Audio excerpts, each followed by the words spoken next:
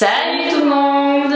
On se retrouve pour une nouvelle vidéo et cette fois je ne suis pas toute seule, je vous présente Aurélie! Bonjour! Alors Aurélie elle n'a pas l'habitude de la caméra donc excusez-la hein. Je vous retrouve pas toute seule aujourd'hui, vous avez le deviné au titre, c'est un témoignage, donc c'est quelque chose que je fais quasiment jamais, mais Aurélie m'a demandé si elle pouvait partager son histoire, son expérience avec vous pour tout simplement faire connaître ce qu'elle a vécu et pour le partager avec d'autres qui peuvent avoir vécu des choses similaires. Alors du coup, déjà pour vous expliquer qui est Aurélie, c'est elle et son mari sont un couple d'amis de notre couple, mais qui connaissent Anthony depuis bien plus jeune, une dizaine d'années facile. Oui, environ. Voilà, avant même que je sois avec Anthony, ils se connaissaient, c'est un couple d'amis et vous les avez déjà vus dans des vlogs. Comme elle dit, Laure, je m'appelle Aurélie, je suis une maman d'une petite fille qui a 10 mois. Donc vous allez très vite savoir qu'elle est prématurée. J'ai 29 ans, alors je suis secrétaire médicale, pour l'instant en petite pause, mais voilà, je travaille à l'hôpital. On est mariés depuis 5 ans, ça fait 13 ans que nous sommes ensemble. Et donc vous avez une pépette qui s'appelle Stacy. Stacy, qui a 10 mois, qui est née donc en janvier, mais qui aurait dû naître le 27 mars. En mars, donc il y a combien de mois de prématurité? 2 mois. Alors du coup cette vidéo va être faite en 2 fois parce que sinon ça va être une bonne heure et demie facile. Dans un premier temps on va d'abord parler de ce qui est le plus dur, de ce qu'a vécu Aurélie. Et après dans une seconde vidéo on reviendra sur son parcours pour avoir bien simplement le droit d'être maman. Voilà, donc c'est parti. Donc on a commencé à prendre rendez-vous en avril, mars-avril. Et pour vraiment mettre le traitement au point au mois de mai, donc la FIV. Et là par contre on n'attend pas à régler pareil, on fait carrément, enfin moi il m'a demandé de faire une prise de sang tout de suite. Voilà. Donc t'as allé au labo, t'as fait ta petite prise de sang, résultat assez rapide en plus là dans une demi-journée. Dans la journée, ouais voilà. Donc, et là bah, sur internet, grosse surprise. J'avais, donc c'était positif, donc toute contente. Oui. Voilà, j'ai même appelé le labo en pleurant en disant vous êtes sûr, c'est bien moi, c'est bien mon sang. Oui. Donc voilà, donc première FIV, premier succès, donc c'était top. Et bah après j'étais, parce que bon bah comme pour notre planète, voilà, comme pour toutes les femmes enceintes, voilà, c'était merveilleux. On attend 1 mois pour avoir la première écho. Bah en fait Ludo je l'ai appelé en pleurant et lui savait que je devais avoir les résultats aujourd'hui, enfin ce jour-là. Et en fait comme je pleurais, il me dit non, allez ça, faut recommencer et tout, mais t'inquiète pas. Mais non c'est pas du tout ça, je suis enceinte, ça y est ça a marché. Donc bon voilà, il était tout content, elle a pleuré, tout ça, donc c'était chouette. Alors on note, Papa Ludo a pleuré. Papa Ludo est très sensible, mais je pense que voilà, au bout de plusieurs années, c'est un aboutissement. C'est un aboutissement. Sa grossesse c'était un aboutissement. Ouais, il m'a fait mon écho un petit peu avant. Et donc là on a eu la grosse surprise, c'est que bah, c'était des jumeaux, des jumelles. Il y en avait 2 dans le sachet. C'était donc voilà. Vrai toi, hein, c'était vrai. Il y avait un seul sac pour les 2. Alors 2 poches, un placenta. Alors moi j'ai toujours du mal à comprendre, est-ce qu'il peut y avoir 2 placentas aussi? Alors 2 placentas c'est des faux. Oui, mais il peut y avoir 2 placentas, ou il peut y avoir un seul placenta et un seul sac? C'est possible? Ah donc il y a 3 cas possibles. Il y a 3 cas possibles, donc pour des vrais, alors je dis des vrais entre guillemets. C'est-à-dire soit 2 filles, soit 2 garçons, et ils sont faits par le même ovule? Voilà, c'est ça. Vrai faux c'est 2 ovules. Voilà, j'ai fait, moi on m'a mis qu'un seul embryon, donc dans tous les cas, c'était des vrais. C'était des vrais. Donc dès que le gynécologue a su que c'était une grossesse gémellaire, il ne prend pas de risque, il met en arrêt parce que c'est tout de suite une grossesse à risque pour eux, même si tout va bien, mais pour eux ça reste une grossesse à risque. C'est lui qui t'a suivi pour la grossesse ou est-ce qu'il t'a envoyé vers des spécialistes? Non, c'est lui parce que lui il est aussi spécialiste chez les jumeaux quand tout va bien. Voilà. Bien tombé. Bah, je l'avais un peu choisi oui. Au départ. Bon, pas forcément, je m'attendais pas à avoir des jumeaux. C'est lui qui m'a suivi tout le long. Donc, une grossesse à peu près normale. Une grossesse gémellaire qui avançait. Voilà, qui avançait. Qui est très fatigante. Une grossesse gémellaire très fatigante. Beaucoup malade. Beaucoup malade. J'ai été hospitalisée 3 semaines parce que rien que d'avaler ma salive, ça me faisait vomir. Je m'étais installée un petit coin, alors c'est pas très glamour. Mais je m'étais installé un petit coin, donc je vivais chez mes parents parce qu'à ce moment-là on avait fait des travaux. Mon mari faisait des travaux à la maison. Ils faisaient des travaux à ce moment-là. 2 bébés. Tout est tombé à la fois. Non, alors les travaux étaient faits, mais on s'attendait pas à 2 bébés, donc il a fallu mettre la maison pour 2 bébés, donc une chambre un peu plus grande, une salle de bain surtout un peu plus grande. Donc on a un peu cassé pour agrandir la salle de bain. Du coup, on va éviter que tu sois dans les trucs. Voilà, donc moi j'étais chez ma maman. T'as migré chez maman pendant quelques temps. Voilà, pendant 2 mois, heureusement, parce que maman s'est bien occupée de moi. Faut dire ce qu'il y a. Et donc, bah, je m'étais installée un petit coin dans les WC. avec une couette et un oreiller parce que je ne faisais que vomir. Jusqu'au moment où je suis arrivée, où je n'arrivais même plus à me lever parce que j'étais en carence totale. Et donc là, j'appelle mon gynécologue, il me dit bah venez, on va vous hospitaliser et on va vous remettre sur pied. Donc perf, voilà. Donc je suis restée 3 semaines à l'hôpital, le temps de me remettre. Et effectivement, la prise de sang était catastrophique. Heureusement, j'avais des réserves, mes filles vivaient sur mes réserves, elles, tout allait bien, c'est pas de souci. Voilà, pour préciser ce que du coup tu n'avais pas dit. Oui. Il était enceinte du coup. Tu l'as su rapidement peut-être, non? 2 mois et demi. Je l'ai su, il était sûr à 100% parce qu'il avait quand même une machine qui est très développée. Bah, vu que c'est un spécialiste dans les trucs un peu à bidouiller, moi j'appelle ça. Mais donc voilà, il avait une machine et à 2 mois et demi, il était capable de me dire si oui, enfin fille, garçon, voilà, il était sûr à 100%, 2 filles, pas de soucis. Voilà, donc. Vive les couettes. Vive les couettes, les robes. Donc là, on était au top. Et donc tu sors de ces 3 semaines d'hospitalisation. Voilà, je sors. T'es à quel stade là? 3 mois. D'accord. 3 mois et demi. Les 3 mois de l'enfer. Hein. Voilà. Mais c'est exactement ça. Se passe bien, soit il y en a qui vomissent tout le long de la grossesse. Alors moi pour le coup, bon, j'ai pas aimé être. C'est quand même. T'as tellement désiré, mais c'est pas pour autant que t'as aimé être enceinte. C'est pas pour autant que j'ai aimé être enceinte. Bah, Dieu votre malade, grossesse compliquée, on va arriver de toute façon sur le sujet. Sur le sujet, ouais. Mais oui, déjà voilà, les 3 premiers mois. Alors ils m'ont dit, hein, vous verrez au bout de 3 mois, du jour au lendemain, vous ne vomirez plus. Et c'est ce qui est arrivé? C'est ce qui est arrivé. Donc j'ai passé un mois de septembre, octobre, novembre, top. Oui, vous étiez venue à la maison, t'étais enfant, tu m'as dit c'était bon avant que tu puisses plus bouger. Voilà, parce que j'avais une consigne, vu que c'était des vraies jumelles, qu'au bout de 6 mois de grossesse, ça allait être repos. Pour pouvoir ne pas accoucher trop tôt. Pour ne pas accoucher trop tôt, parce que les grossesses gémellaires se finissent souvent en prématuré. Et puis on va arriver au sujet. Quand tu étais venue à la maison, tu me disais oui, j'espère pouvoir tenir jusqu'à février. T'espérais pouvoir tenir février? C'est ça. C'est ce que t'espérais à ce moment-là, tu me disais. C'est ça, ça faisait à peu près. En fait, ils espèrent tenir jusqu'à 32 semaines. Parce que 32 SA, pardon. Semaine améliorée, ça veut dire depuis la date des dernières règles, les semaines de grossesse et puis depuis. Non, semaine améliorée, c'est depuis l'ovulation, et semaine de grossesse, c'est depuis les règles. Il y a 2 façons de calculer. Ça, c'est une méthode en France parce que je crois que dans d'autres pays. Voilà, en Belgique, on n'a pas les mêmes semaines par exemple. Il me semble que c'est la Belgique, oui, il me semble. Et donc voilà, ils espèrent qu'une maman tienne jusqu'à 32 SA. Et donc moi, ça tombait à peu près début février. Donc ils m'ont dit à partir de décembre, repos, jusqu'en moins de voitures possible. Ça a été bien, voilà, tout s'est bien passé. Tout s'est bien passé. J'ai fait mon écho en novembre. Très bien. Donc c'était l'écho des 5-6 mois là, c'est ça? Voilà, c'est plus, t'en avais peut-être tous les mois en étant enceinte de jumelles. Moi j'avais tous les mois, j'avais une écho et à partir de décembre justement on commençait à faire une écho tous les 15 jours. Parce que justement au bout du 6e mois, souvent le placenta fatigue. Un placenta pour 2 bébés, donc il fatigue, il commence à vieillir, à mal fonctionner. Donc moins nourrir les enfants, c'est ça? Moins nourrir les enfants, à très très mal distribuer le sang. Donc en fait c'est un syndrome, c'est le syndrome transfuseur-transfusé. Donc souvent un bébé reçoit énormément de sang, pratiquement tout le sang, et l'autre bébé ne reçoit plus. Ça c'est quand ça se complique. Ça c'est quand ça se complique. De complications. Voilà, donc souvent ça arrive au 6e mois. Et donc malheureusement pour moi, ça m'est arrivé. Donc jusqu'en novembre, grossesse qui se passait bien, mais c'est toi qui as senti que ça allait pas, parce que c'est pas une écho qui arrivait, qui était prévue. Non. Et un jour, donc là on était en décembre, donc plus exactement le 9 décembre, un pressentiment, alors j'avais pas de douleur, je ne saignais pas. Tu te sentais pas bien? Je me sentais pas bien, je pleurais beaucoup, alors chose qui ne m'était pas beaucoup arrivée pendant la grossesse. Bon, sur le coup, en plus j'avais regardé Baby Boom avant, donc sur le coup tu mets ça sur le dos de Baby Boom, les hormones, machin. Et arrivé le soir, on arrive à pas travailler, je me mets tranquillement sur le canapé, je regarde la télé, j'essaie de me détendre. Et non, ça allait pas, il y avait quelque chose qui allait pas, je savais pas. C'était très très bizarre comme sensation, je ne pouvais pas l'expliquer. Petite action très glamour, je vais au WC et je m'écroule. Mais pas de sang, pas de douleur, rien. Je m'écroule, vraiment.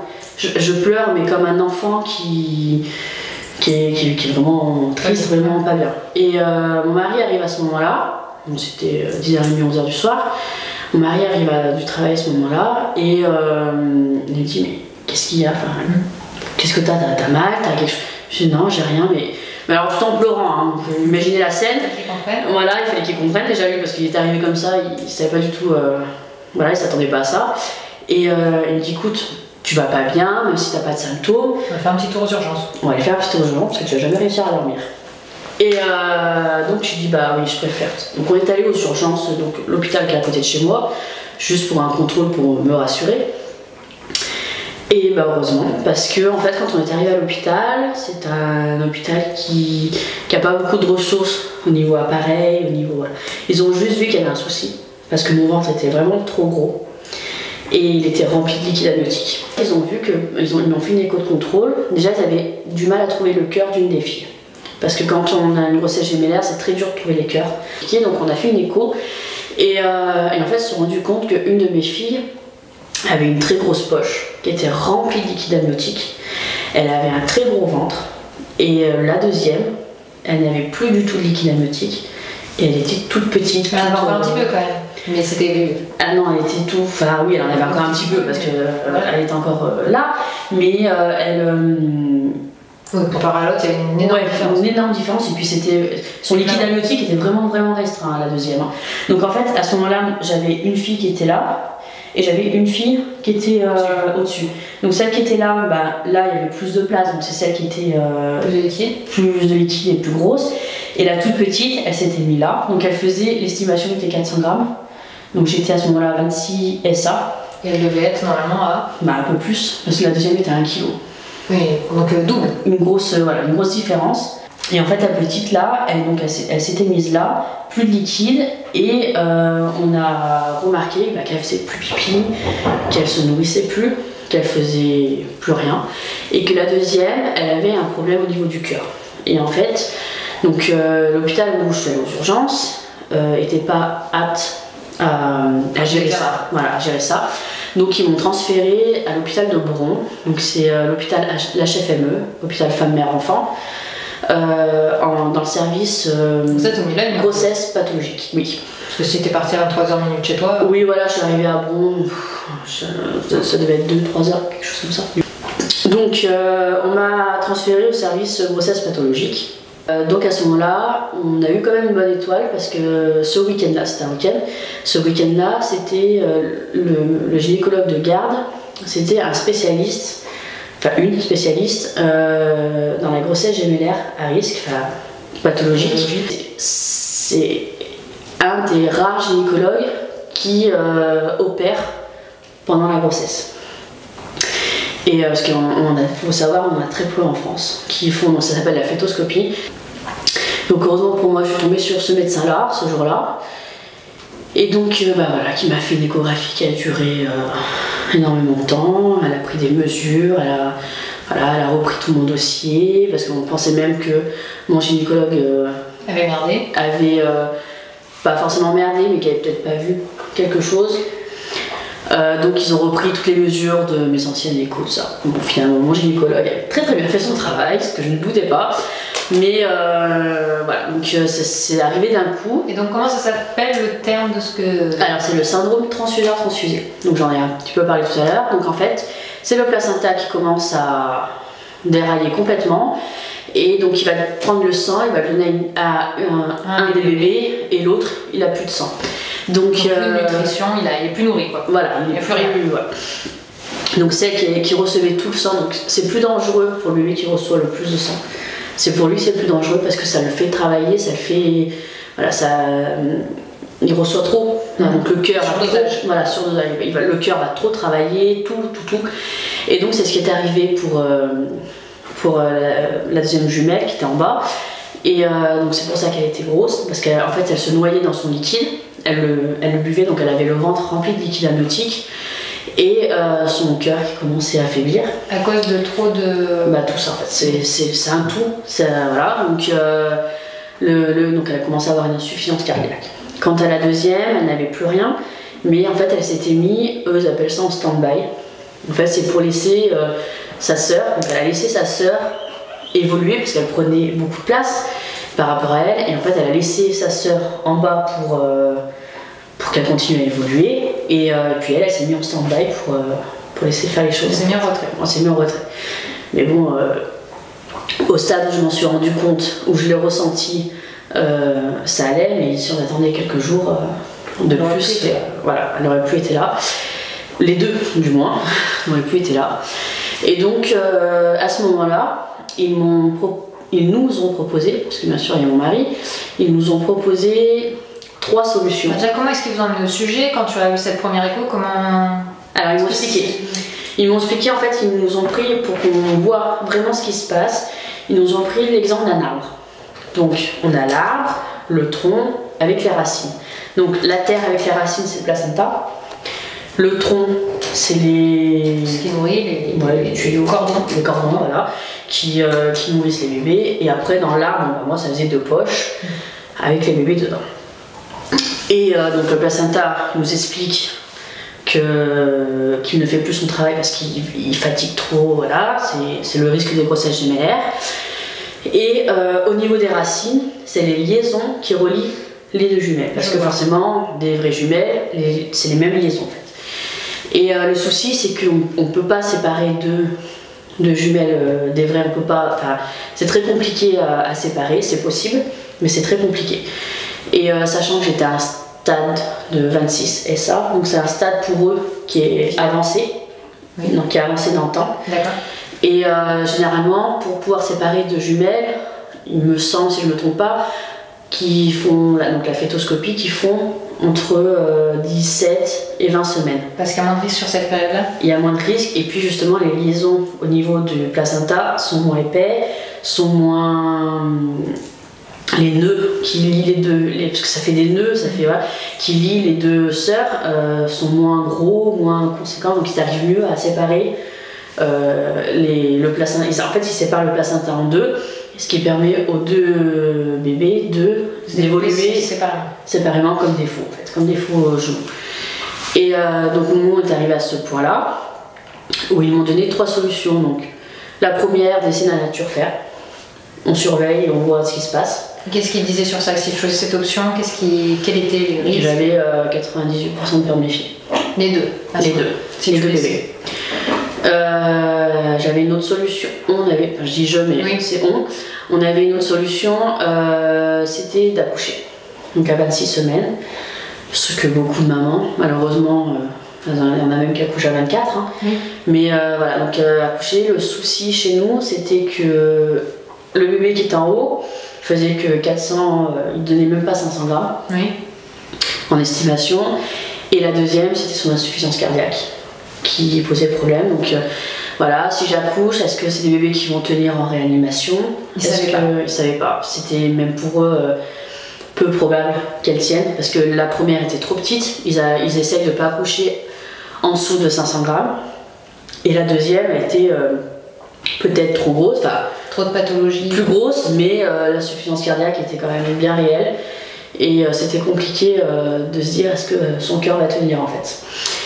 Et la troisième solution, c'était donc de faire la fétoscopie, essayer de tenter. Donc elle m'a dit clairement que j'étais un cobaye, entre guillemets, parce que c'est pas une opération, à 26 semaines, c'est pas une opération qui est courante. Et d'essayer de sauver les 2, voire une. Voilà. D'accord, donc là tu as eu les 3 positions, vous avez combien de temps pour réfléchir? Même pas une journée. On m'a proposé ça le matin, donc on est toujours dans déjà il faut... Là on est le 10 décembre. T'as passé la nuit avec tous tes examens, t'as pas dormi Voilà, c'est ça. Le matin, elle m'a laissé un peu me reposer, donc là on est le 10 décembre maintenant. Et le matin, elle est revenue me voir, donc après étude, parce qu'ils ont fait un... Elle a rassemblé du monde, elle a rassemblé les pédiatres de néonates, les pédiatres, d'autres gynécologues, les cadres de santé, voilà, ils avaient tout le monde, tout ça, elle a eu aussi des collègues par téléphone, des spécialistes, donc voilà, et puis moi, ça m'a permis de me reposer un peu pendant ce temps-là. Et donc elle est revenue le matin en me donnant ces 3 propositions, donc c'est les propositions qu'en fait qui est ressortie. Tu réalisais pas? Non, je réalisais pas. Pour moi, en fait, je faisais tellement confiance à la médecine que je me suis dit, on va trouver une solution. Je me rendais pas à ce moment-là compte de la gravité de la situation à ce moment-là. Et donc on nous donne ces 3 propositions. Ils ressortent de la chambre, on nous laisse là en disant réfléchissez, parlez-en. Voilà, donc bon, on commence à en parler. Alors pour nous c'était hors de question de ne rien faire. Donc la première solution, même pas on en a discuté, c'était non. Et donc après, réfléchir entre les deux. Est-ce que j'accouche? Est-ce qu'on tente la fétoscopie? Voilà, donc à ce moment-là, on a eu besoin de notre famille. En fait, on a décidé d'appeler la famille. Donc quand je parle de la famille, c'est parents. Et donc parents de mon côté et parents du côté de mon mari. Et de les faire venir et de leur dire ce qui se passait. Voilà, avec les solutions qu'on nous a données. Donc nous, on avait déjà, entre-temps, le temps qu'ils arrivent, parce qu'ils avaient 1 heure de route. Nous, on a réfléchi à notre solution. Donc nous, notre solution, c'était de faire la fétoscopie. Vous étiez déjà plus positionné sur cette option? Plus positionné. Mais à ce moment-là, on ne sait pas si c'est la bonne solution, on ne sait pas si on fait bien, si on n'est pas en train de faire n'importe quoi. Voilà, donc on avait déjà la solution pour nous, c'était la fétoscopie. Quand nos parents sont arrivés, on leur a pas dit que nous on préférait, qu'on pensait faire la fétoscopie, on l'a dit à personne. On leur a étalé le problème avec les solutions et vous, à notre place, qu'est-ce que vous en pensez en fait? Qu'est-ce que vous ferez? Qu'est-ce que vous pensez? Parce qu'ils sont moins dans l'état. Oui, la situation, ils ont peut-être plus de recul, tu penses. Voilà. Ils ont plus de recul que nous, ils sont pas en train de le vivre directement. Voilà, puis ils ont du vécu, ils ont des expériences, donc voilà. Donc ils étaient tous d'accord de faire la fétoscopie. Et donc là, on leur a dit, bah nous, c'est ce qu'on pensait faire aussi. Mais avant de vous l'annoncer, on voulait avoir vos avis pour voir si on était, nous, sur le bon truc. Et donc ma famille a décidé de rester avec moi. Et donc dans l'après-midi, parce qu'on avait jusque dans l'après-midi, au milieu d'après-midi, elle m'a dit il faut que j'ai votre réponse parce qu'il faut que je réserve le bloc si jamais vous faites la fétoscopie. Donc on appelle le gynécologue, on dit bah voilà, on décide de faire la fétoscopie. Donc elle me dit pas de soucis, machin. Donc là on fait venir l'anesthésiste, tout ce qui va avec. Alors sachant que je ne suis pas endormie, parce que en étant enceinte, on dort pas comme ça. Hein. Donc je n'étais pas endormie, j'étais juste gazée en fait. Oui, un truc voilà, un peu délirant, un peu voilà. Et donc après, bon, ça se fait. Tu t'en pas posé cette question, ce que tu m'en avais dit, qu'il t'avait demandé s'il devait en sauver une, ton choix. Oui. Alors bon, justement, ça c'est le plus dur. C'est-à-dire qu'une fois que tu t'es positionné, ils t'ont dit ça ou ils te l'ont dit avant? Une fois je me suis positionnée. Voilà. Alors en fait, ils m'avaient quand même dit que la fétoscopie, c'est là où on avait le plus de chances de sauver les deux. C'était un petit pourcentage quand même, mais c'est là où on avait au moins un pourcentage le plus élevé. Et que dans tous les cas, si on n'arrivait pas à sauver les deux, on avait encore plus de chances d'en sauver une. Alors que si t'as couché, pour eux, ils pensaient pas qu'il y en a une qui survivrait. Voilà, une trop petite, l'autre avec insuffisance cardiaque. Pour eux, voilà, ça détenait un peu du miracle quand même. Du miracle, puis du bébé aussi, hein, voilà. Et donc elle est venue 1 heure avant le bloc pour... C'est ça les cochons d'Inde. Elle ferait tout pour sauver les deux, mais que si malheureusement au niveau du placenta elle n'arrivait pas à couper complètement les liaisons entre les deux filles, bah malheureusement il faudra arrêter le cœur d'une des filles. Si elle n'y arrive pas, les deux... Dans tous les cas on ne peut pas laisser les deux comme ça. Et si on veut avoir une chance d'en sauver une, il faut arrêter l'autre pour que... Enfin, il faut arrêter une fille pour que l'autre fille puisse essayer d'évoluer le mieux possible. Donc là, on nous a demandé de faire ce choix entre mes deux filles. C'est le plus dur, où il risque d'avoir des larmes, ça commence, mais on nous a demandé de choisir. Alors bien sûr, c'est un choix qui est impossible. Enfin, en tout cas, je ne voyais pas faire ce choix-là. Donc on a pris notre gynécologue à part. Elle était toute seule avec nous. La dame qui allait faire l'opération ou le gynécologue qui t'a suivi? Non, le gynécologue qui allait nous faire l'opération. Et on lui a demandé, elle, alors c'est quelque chose qui n'est pas bien à faire, mais on lui a demandé, elle, qu'est-ce qu'elle ferait à notre place. Et donc elle nous a parlé au niveau statistique. médicale. Donc elle nous a dit que pour elle, la jumelle qu'il faudrait arrêter, c'est celle qui a l'insuffisance cardiaque. Donc la plus grosse qui était en bas. Et parce que après au niveau réa, parce que pareil il y a encore l'étape réa derrière, au niveau réa on n'est pas sûr qu'elle tienne, parce que son insuffisance cardiaque était quand même assez conséquent, et donc elle nous a dit voilà, moi c'est ce que je ferai. Donc on l'a suivi, et même si à l'heure d'aujourd'hui je sais que j'ai choisi le pourcentage, comment on pourrait dire ça, tu as fait le choix qui avait plus, en fait tu as fait le choix où il y avait plus de chances de réussir à sauver un enfant. À sauver un enfant. Et donc on a décidé d'arrêter le cœur de, donc c'était Maïlis, son prénom. Parce que les noms étaient déjà choisis. Les noms étaient déjà choisis. Donc je lui ai dit, je vous donne l'autorisation, parce que bien sûr il faut donner l'autorisation pour faire ça. On vous donne l'autorisation d'arrêter le cœur de Maïlis. Mais c'est vraiment la condition que vous pouvez vraiment plus rien faire. Et donc on part au bloc. Donc il a le droit d'être là ou Ludo il était dehors? Non, il était dehors. Donc je vais au bloc toute seule. Donc on commence à me mettre le gaz là pour délirer. Bon, moi pour le coup j'ai pas du tout déliré, hein. Vraiment pas. Je me suis plutôt assoupie. Et donc l'opération se passe, donc ça a duré 3 heures. Donc Ludo, attends, toi t'as pas eu la conscience du temps? Non. T'étais quand t'étais dans les vapes? J'étais dans les vapes. Alors j'ai eu des moments où je pense que le gaz commençait à moins faire effet, et des moments où j'étais complète, je savais où j'étais, je savais ce qu'on faisait, mais de là à dire ça faisait 1 heure ou 2 heures. Comment ça se passe? Alors non, c'est par laser. Alors ils m'ont ouvert quand même, j'ai une cicatrice en bas, ils m'ont quand même ouvert parce qu'ils m'ont enlevé 1,5 litre de liquide amniotique, parce qu'il fallait dégager ce liquide amniotique, il y en avait trop, c'était énorme.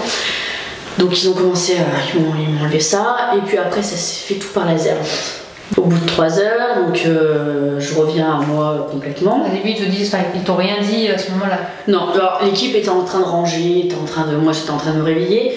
Tu avais une personne qui était à côté de toi à ce moment-là? Voilà, j'avais l'anesthésiste, tout ça qui était, parce que bon, ça reste sous anesthésie, avec un anesthésiste, hein. Donc il y avait l'anesthésiste qui était toujours là à côté de moi, enfin du moins l'interne. Donc tu reviens à toi? Donc je reviens à moi, et donc là j'ai le gynécologue qui vient me voir, qui me prend la main. Et là tu comprends? Quand il me prend la main? Non. Et je pensais qu'elle allait me dire j'ai une bonne nouvelle. Et en fait elle me dit malheureusement j'ai dû arrêter le cœur de Maïlis. Et là je me suis effondrée. Et elle me regarde et me dit, mais c'est bien ce qu'on avait prévu si jamais je peux. Je dis oui, parce que moi, à ce moment-là, je pense qu'elle a eu peur de. Voilà. Je dis oui, c'est bien ce qu'on avait prévu, mais j'avais l'espoir en fait.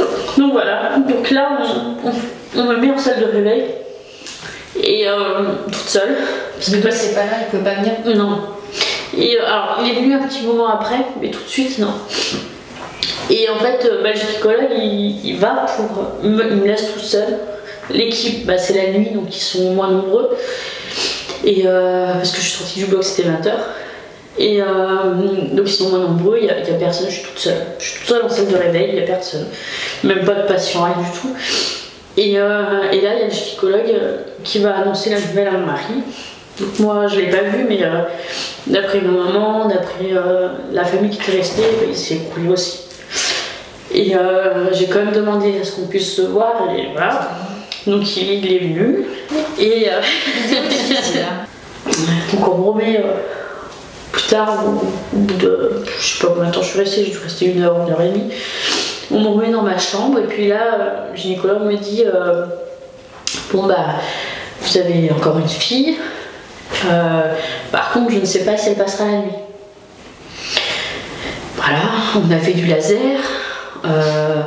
Donc j'avais encore les 2 dans le ventre, hein. On l'a pas enlevé, on a arrêté le cœur, mais on n'a pas enlevé Maïlis, hein, parce que c'était pas possible.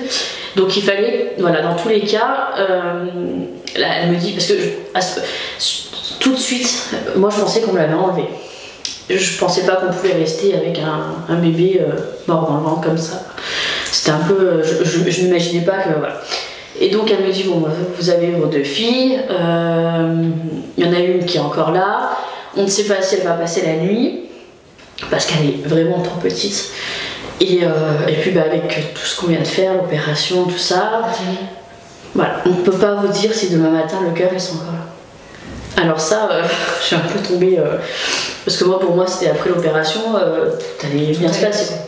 Et donc voilà, on nous laisse toute la nuit comme ça, dans la chambre, à nous dire, à toucher mon ventre, à me dire il faut que tu restes, tu tiennes, il faut que voilà. Le lendemain, je pensais qu'on allait me faire l'écho à 7h du matin, 8h du matin. Non, on m'a fait l'écho, il était 11h du matin. Il fallait que je commence un deuil, il fallait que je commence, alors déjà à accepter, enfin à me dire vraiment ce qui s'est passé dans la nuit, à me dire, enfin le soir plus la nuit, à commencer un deuil, à me mettre dans la réalité des choses en fait. Et parce qu'on a vraiment l'impression d'être dans un monde complètement à part. J'avais vraiment l'impression qu'en me pinçant, j'allais me réveiller en fait. J'allais me dire, mais non, mais c'est pas vrai, je suis encore chez moi, devant ma télé. Non, j'étais bien à l'hôpital, bien. Et donc, le lendemain matin, il fallait pour que l'enfant, pour qu'on puisse laisser ma grossesse tranquille et essayer d'aller le plus loin possible, il fallait à tout prix que ma fille, en une nuit, reprenne du poids.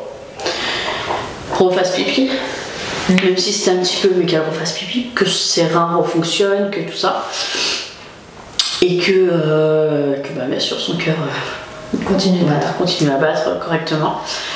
Et donc à 11h, donc là c'était l'échographie, je crois que ça a été la pire échographie de toute ma vie, parce que bah, c'est là où en fait c'est là qu'on prie tout ce qu'on peut prier, qu'on croit à tout ce qu'on peut croire. Et qu'on se dit, bah voilà, il faut que ça marche, il faut que voilà. Et donc, bon, l'écho est fait. Donc, c'est une écho qui dure très longtemps parce qu'il faut qu'elle vérifie tout, mais tout, s'il n'y a pas de sang dans le cerveau. Donc, déjà, le premier truc, c'est qu'il regarde le cœur. Parce que forcément, si le cœur ne bat plus, bah, on va pas plus loin, quoi. Donc là, le cœur battait. Donc, c'était déjà un grand soulagement. Après, il fallait voir si elle faisait pipi. Donc, il y avait un petit peu de liquide amniotique qui était revenu. Donc, elle refaisait un tout petit peu pipi, donc elle était contente. Le cycle commençait à redémarrer. Elle était allée voir s'il n'y avait pas de sang dans le cerveau, parce qu'il faut savoir que tout ça, tout ce qui s'est passé, pouvait laisser des séquelles. Donc à ma fille Stécie, pouvait laisser des séquelles neurologiques. D'ailleurs, il fallait, si ma fille allait bien, il fallait que je passe une IRM cérébrale, donc on était enceinte. Hein. Mais pour voir si ma fille n'avait pas de problème cérébral et qu'elle reprenne du poids. Et donc, c'est un grand miracle parce que ma fille avait repris 100 grammes. 100 grammes, c'est énorme, en une nuit. Soulagement pour Stécie. Donc, tout recommençait à revenir. Il manquait plus que l'IRM cérébral qu'on attendait. Et puis, toutes les semaines, j'avais une écho de contrôle pour voir si elle était toujours là, si tout reprenait son rythme normal. Donc, ils m'ont laissé rentrer chez moi 2 jours après. Et toutes les semaines, je remontais à Bron pour faire une échographie, pour voir si tout allait bien. Elle a repris beaucoup de poids derrière. Pas de sang, même pas une goutte de sang dans le cerveau. Et donc, on programme l'IRM cérébral pour début février. Et en janvier, après les fêtes. Et donc là, j'ai commencé à faire de l'hypertension et d'avoir des protéines dans les urines. Donc ça, c'est très dangereux, aussi bien pour la maman que pour le bébé. Donc ça s'appelle la prééclampsie. Donc moi, j'étais au premier stade. Hein. Oui. J'ai pas fait une prééclampsie sévère à gonfler, voilà, où il y avait un état d'urgence, non. Donc ils m'ont dit, on va vous surveiller, on vous réhospitalise. Et on va vous surveiller tout, donc tous les demi-heures, j'avais une tension à prendre. Et puis je faisais des urines par 24 heures. Donc pour surveiller le taux. Voilà, le taux de protéines. Et donc je suis restée à un stade de prééclampsie correct, on va dire.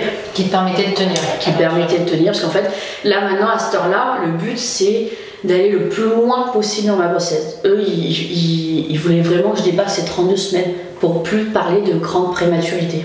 Et donc un matin, c'était le 18 janvier, j'ai perdu les os.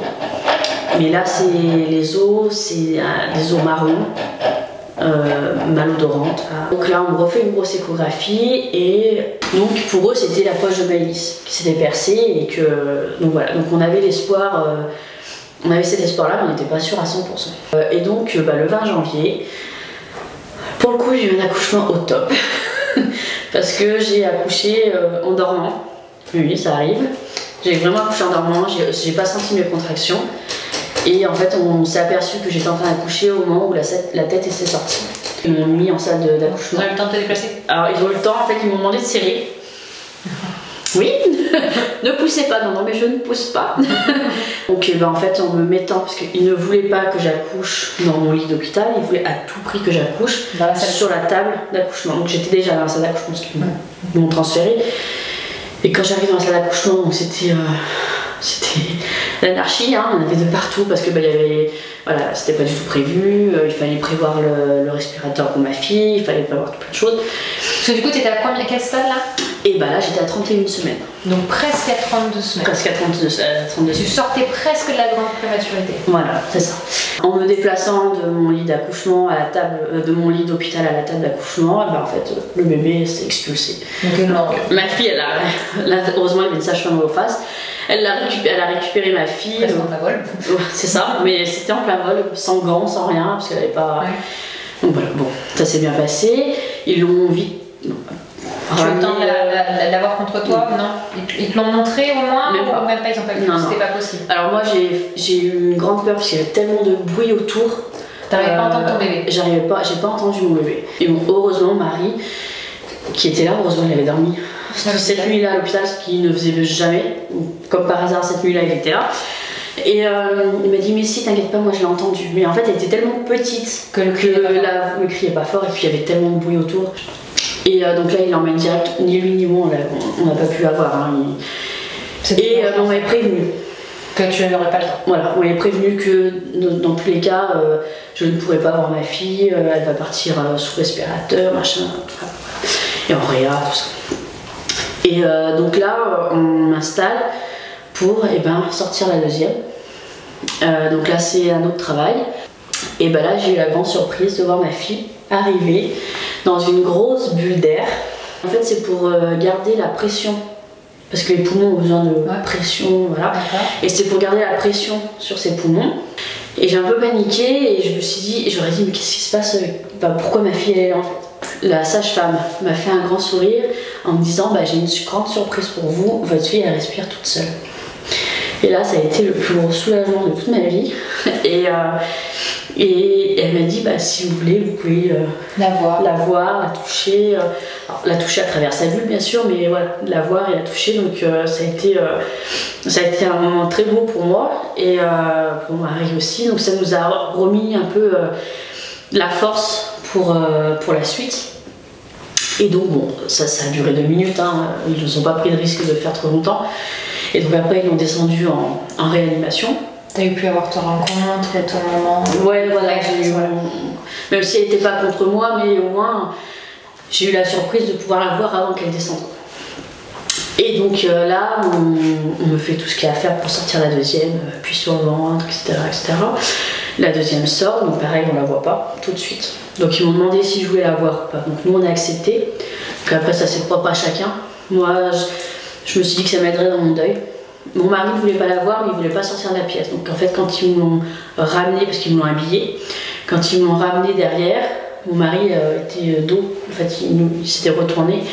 Il voulait attendre ma réaction, en fait, de voir et tout ça, comment je réagissais, parce qu'il ne savait pas du tout à quoi s'attendre. Parce qu'on nous avait prévenu qu'elle allait avoir des œdèmes, qu'elle allait être toute gonflée, parce que c'est un corps qui est resté inerte dans un ventre, hein, donc voilà. Ça allait pas être un bébé tout lisse, tout beau, tout mignon. Et donc, moi je l'ai trouvée très belle. Voilà, c'était mon bébé, c'était un bébé. Voilà, donc il ressemblait beaucoup à sa soeur, je pouvais le dire, parce que vu que je l'ai vu avant, donc voilà, ses petites lèvres et tout ça. Donc je lui ai dit au revoir. Mon mari a pu lui dire au revoir, il a réussi à lui dire au revoir. Et puis après, ils l'ont emmené dans une chambre funéraire. Et ils m'ont dit, Quand vous avez envie de la voir, vous venez, parce que c'est à l'hôpital la chambre funéraire. Vous venez et puis vous pourrez la voir quand vous voulez, tout ça. Et puis bah, là, il faut prendre la décision. Donc nous, on en avait déjà parlé. Il fallait prendre la décision. Est-ce qu'on fait un enterrement? Est-ce qu'on la met en fosse commune? Est-ce que... Voilà, qu'est-ce qu'on fait? Donc nous, au moment où j'étais à la maison pendant les fêtes, et bah, au lieu de préparer les fêtes, nous, on avait décidé de préparer l'enterrement. Et donc on avait déjà tout organisé. Voilà. Donc un bébé de 26 SA, on peut l'enterrer, on peut le déclarer. Donc moi, elle apparaît sur mon livret de famille. C'est un droit, on a le droit de faire ça. Et on n'est pas obligé, on n'est pas du tout obligé de le faire. Mais moi, j'ai trouvé ça important de le faire. Et à l'heure d'aujourd'hui, donc 1 an après, je suis fière d'avoir fait parce que ben, je pense que ça pourrait être bien pour ma fille, Stécie. C'est bien pour moi aussi parce que je suis pas maman d'un enfant, je suis maman de 2 enfants. Voilà, donc on a été suivis par l'assistance sociale à ce moment-là, l'assistance sociale de l'hôpital, pour pouvoir faire tout ça. Donc j'ai pu aussi moi participer à l'enterrement parce que ben, j'étais hospitalisée hein, comme toute maman, même si j'avais pas mon bébé dans la chambre. Donc j'allais voir ma fille en néonate, en réanimation. Non, moi elle n'a pas perdu de poids, elle est restée stable, elle a grossi, elle respirait toute seule. Voilà, on lui a quand même mis le petit appareil, donc ça ne pas. Et puis les petites lunettes, ça a duré 2 jours, mais c'est juste une question pour dire de pas qu'elle se fatigue. La suite en réa n'a pas été compliquée, enfin, pour nous elle a été quand même plutôt facile par rapport à d'autres parents. Et sachant qu'un enfant prématuré sort de néonate environ vers le terme en fait. Donc moi le terme c'était au mois de mars, fin mars. Donc je savais que je n'allais pas sortir avant fin mars. Toi tu étais sortie, mais pas ta fille. Alors moi j'étais sortie mais pas ma fille. Donc moi après je dormais sur Lyon. Parce qu'il y a une structure à Lyon qui est bien, ça s'appelle la Maison du Petit Monde. Donc ça je trouve ça top, il y a une cuisine, il y a tout ce qu'il faut, c'est propre, c'est voilà, chaleureux, c'est voilà. Donc moi je suis restée sur place, je suis pas rentrée chez moi, je suis restée sur place. Du début à la fin? Du début à la fin, je suis juste rentrée au moment de l'enterrement. Voilà, je suis rentrée à la maison, j'ai dormi 1 nuit à la maison. Mais après, je suis retournée auprès de mon autre fille. Donc à ce moment-là, je l'avoue, j'étais maman que d'un enfant en fait. J'avais fait un peu l'impasse sur mon autre fille, sur mon deuil, sur ma tristesse surtout. J'ai complètement mis de côté. Je voulais pas gérer les 2 choses en même temps. Je voulais gérer ma fille qui était vivante, qui était là, qui se battait pour bien continuer à bien évoluer. Et j'ai laissé le reste vraiment de côté. Besoin aussi. Tu pouvais pas faire les 2 combats. Non, je pense que j'y serais pas arrivée dans tous les cas. Puis ça s'est fait naturellement en fait. Et j'ai pas réfléchi à comment gérer le truc, non. Et donc, bon, ma fille ça va. En février, elle nous a fait une petite frayeur. Je sais pas trop d'où ça vient, mais elle a attrapé le streptocoque D. Donc c'est un streptocoque qui est assez rare. Alors on pense que c'est dû peut-être à l'infection de la poche de sa sœur au moment de l'accouchement, elle aurait peut-être pris, alors on ne sait pas trop, mais bon j'ai failli perdre ma fille à ce moment-là encore. Donc là ça a été, je me rappellerai tout le temps, le 14 février, c'était la journée noire, 2e journée noire, et là j'ai cru vraiment que je perdais ma fille. Ils l'ont intubée, c'est chose que ça n'avait jamais eu. Et donc pour moi c'était un gros retour en arrière. Je me suis revue le jour où on m'annonçait le décès de mon autre fille. Et voilà, j'ai appelé mon mari, je lui ai dit viens vite, ça va pas, on est en train de perdre Stécie, on est en train de... Voilà, on savait pas, les médecins ils savaient pas.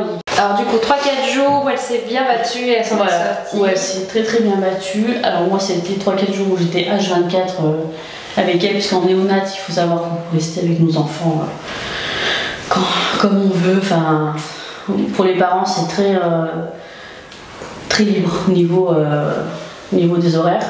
Donc un grand soulagement. Et puis bon bah voilà, on continue à faire notre petit chemin en néonate. On a connu des personnes en néonate parce que c'est un endroit où les couloirs, on passe tous dans les mêmes couloirs. On a rencontré des personnes là-bas, des mamans, avec qui j'ai gardé contact. Encore à l'heure d'aujourd'hui, je discute tous les jours avec elles.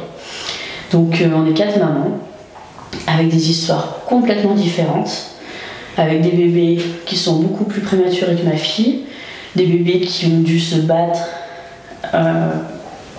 Waouh, enfin, c'est des bébés où vraiment, voilà, ils étaient vraiment tout petits, où ma fille a 1 kg.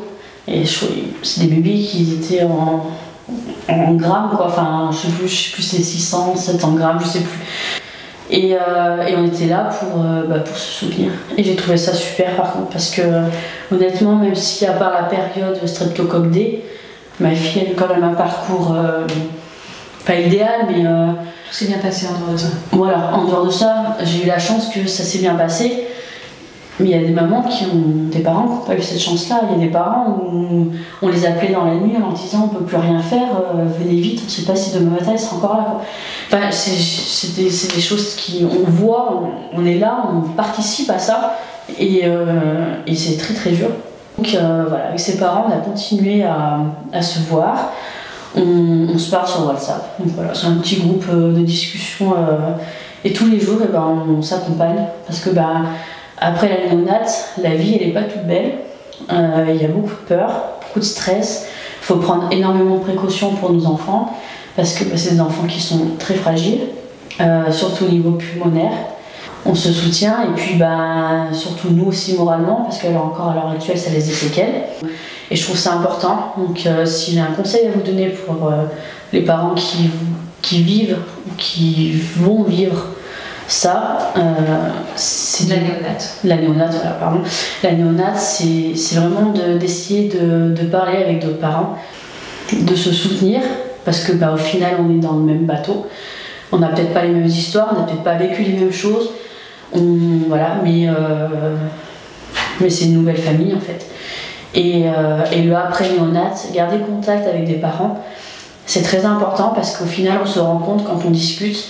On se rend compte que même si nos enfants n'ont pas les mêmes pathologies, ils n'ont pas les mêmes façons de vivre, la même façon d'évoluer, nous les parents, on a les mêmes peurs, les mêmes craintes.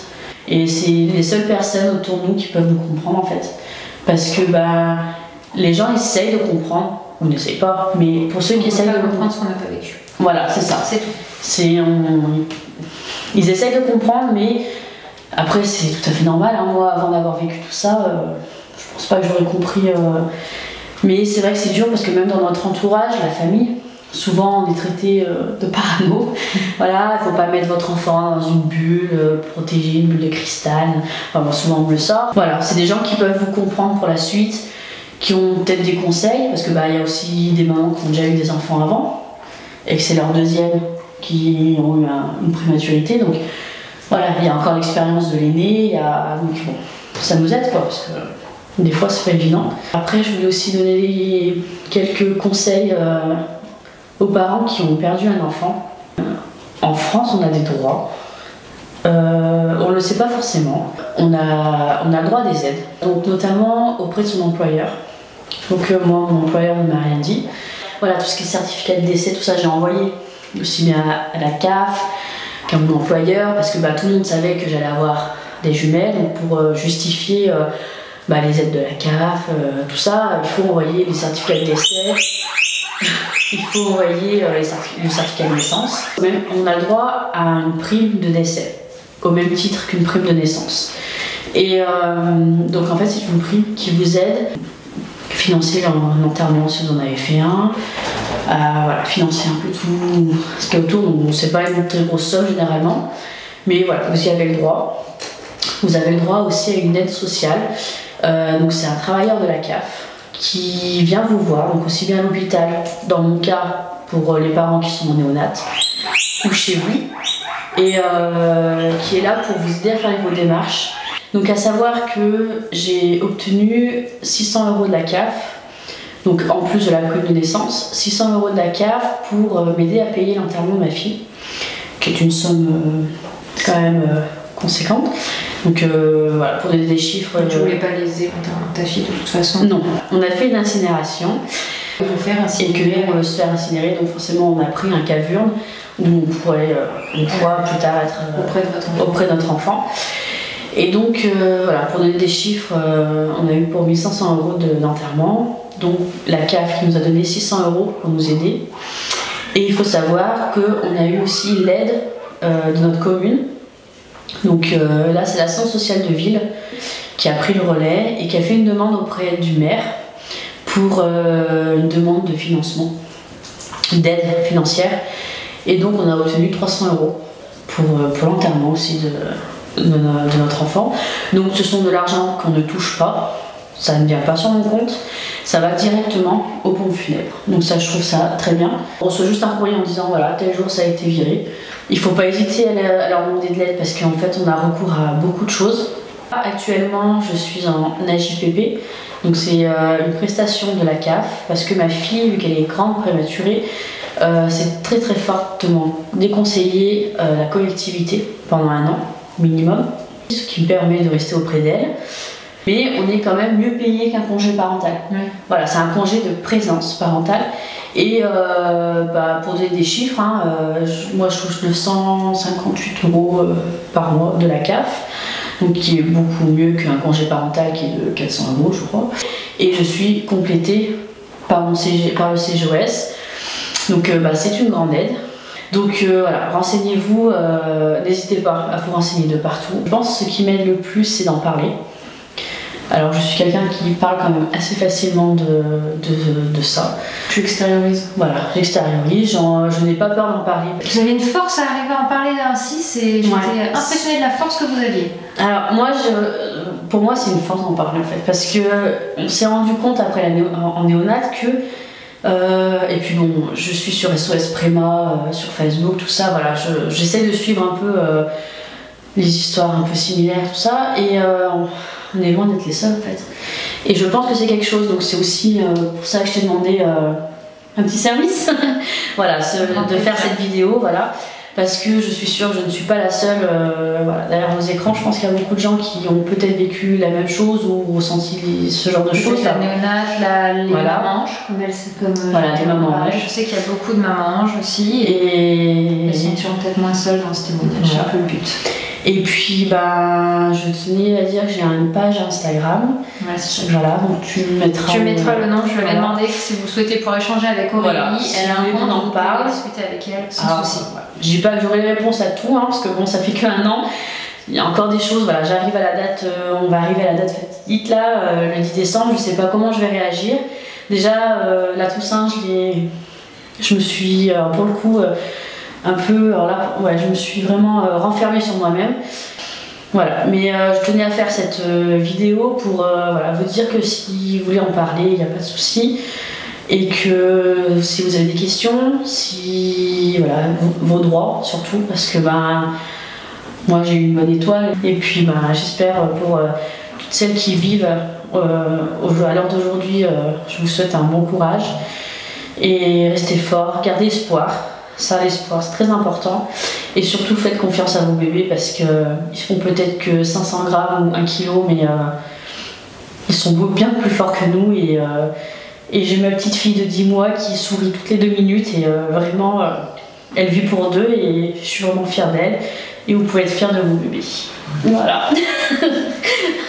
Voilà, donc pas évident de conclure sur cette vidéo. Encore une fois, si vous souhaitez discuter avec Aurélie, vous avez le lien juste en dessous.